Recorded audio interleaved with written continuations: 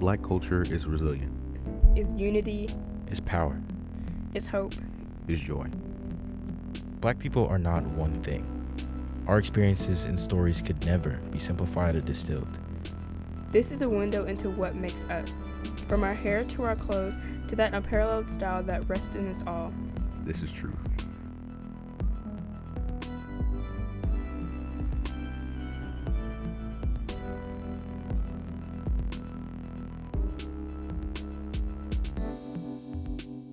Black hair is not just a trend.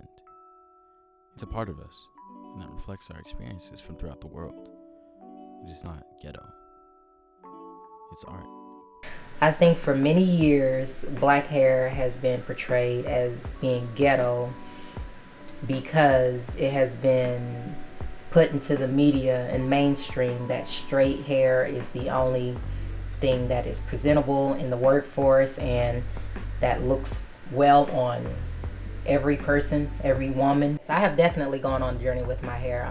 As I stated before, I change my hair about weekly, if not monthly.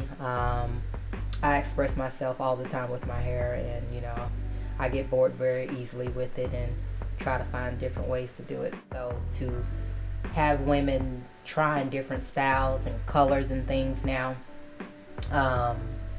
people aren't as used to it, and so they're just trying to follow the norm, and the norm has always been straight hair and nothing else. Thankfully it's coming to a place where it's gonna get better with the Crown Act that's being passed, and so I'm hoping that act will be passed in many states to come.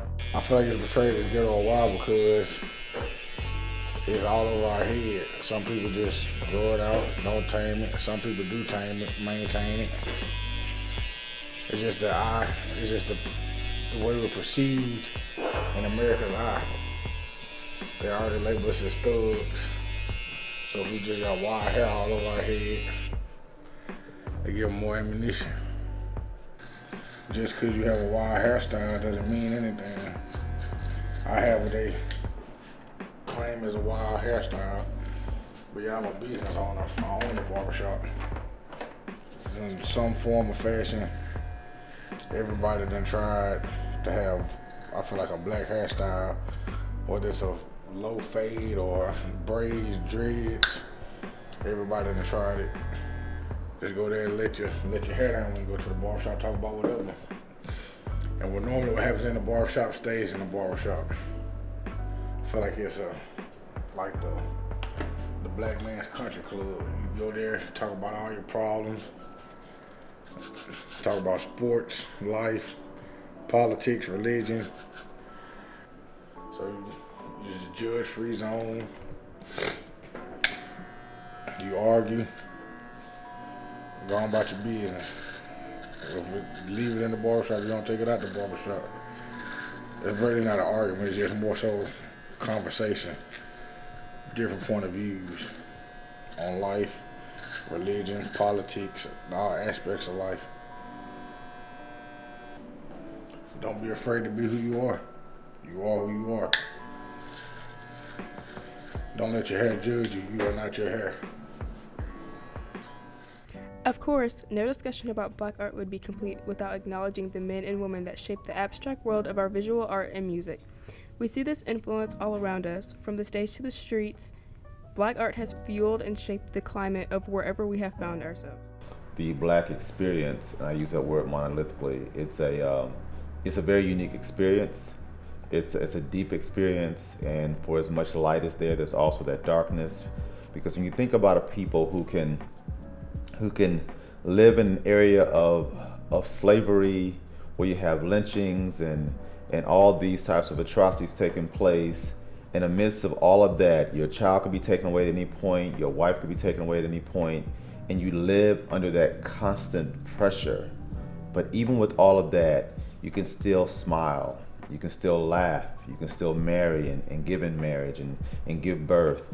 All these things you can still do, be creative, music and dance. That right there is a black experience, and from that, nothing short of art can come from that. I grew up in the South, the gallant South, where there was the constant tug between the history of the South and all of its ugliness, but then also the beauty of the South. And what I mean by that is, you look at the history of the South with antebellum slavery and all those things taking place, the whole segregation part of it, and then the beauty of it that I grew up in with a loving family, where I had both my father and my mother in the home. And although we were not wealthy by any stretch, in fact, we were poor by popular standards, but we were rich in those things that I think made for good humans. So my art comes out of that, from the weekends, my mom cooking the big meal, or when my grandmother's alive, us going to her house and all the cousins gathering there. And seeing that positivity allowed us to adjust to the outside world so much better, because we knew we had a place always to come home to.